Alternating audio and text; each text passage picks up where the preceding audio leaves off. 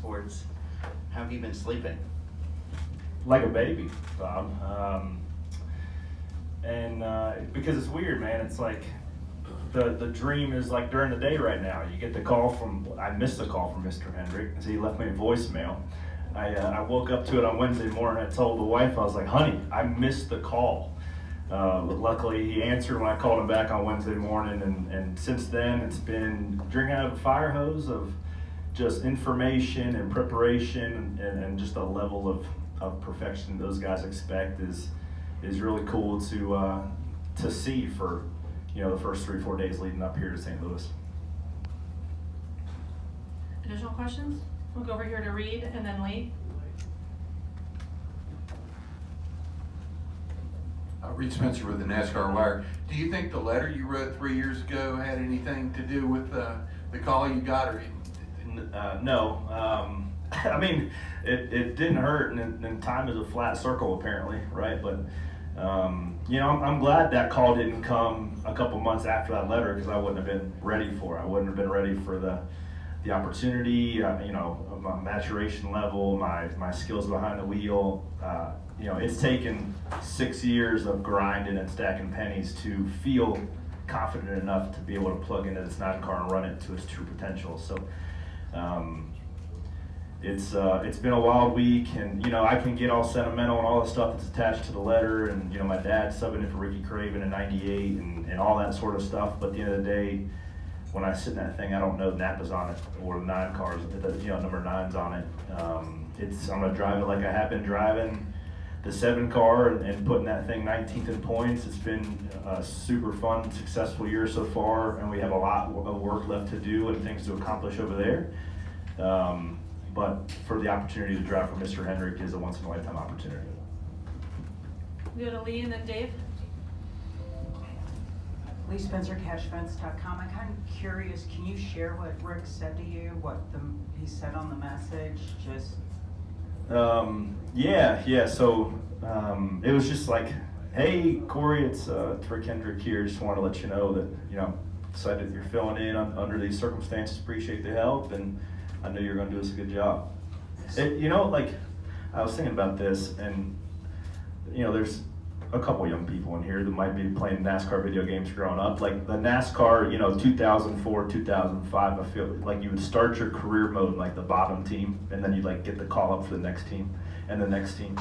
And then you get a notification on your phone from like Rick Hendrick to drive that car, and like you run your career mode. Like that's what I felt like laying in bed on Wednesday morning talking to the wife. I was like, my life is a video game right now. It's just like non-stop progression and failure and just falling short time and time again, but keep taking like steps forward to the goal of getting to the position that I am right now. So it's been wild. So you look at your phone, does it say Mr. H? No, I didn't have his number saved. So you're listening and you hear, hey Corey, it's Rick Hendrick. Yeah.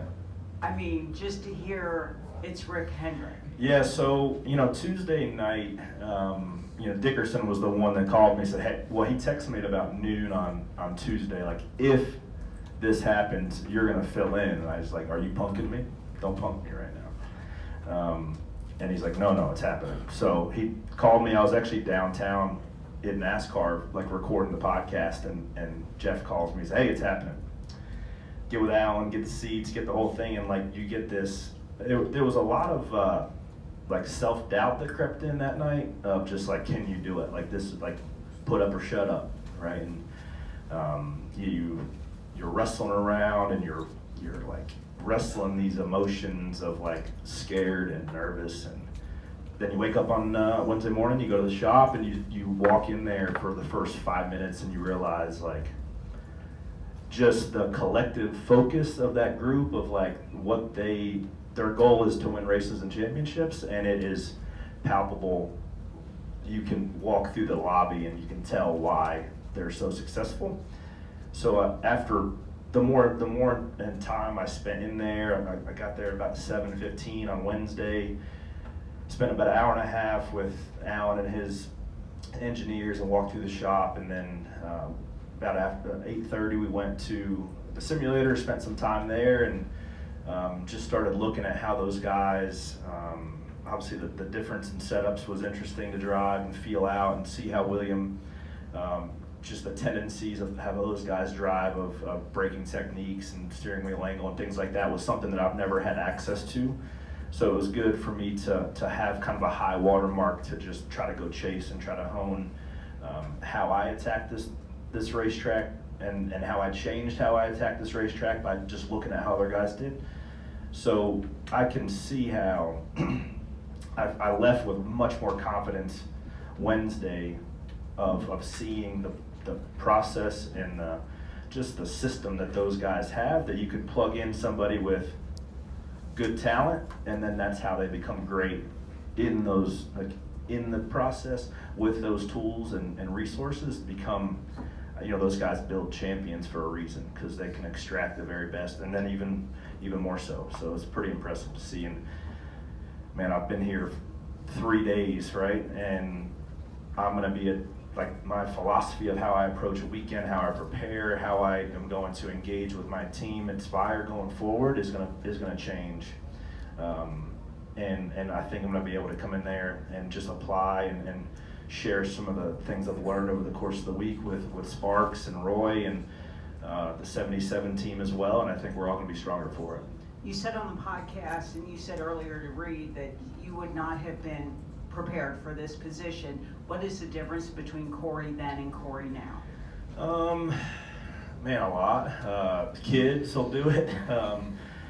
But just, I was watching that Netflix documentary on Conor McGregor on the way up here, and that'll fire you up for one. But he had this quick saying, briefly, he's training, and he's like, the lead up before the fight with Khabib, he was mad. He just wasn't focused, and he had like this. The chip on his shoulder was weighing him down as opposed to motivating him. And he said that whether it was, he said, don't eat that, and then I ate it.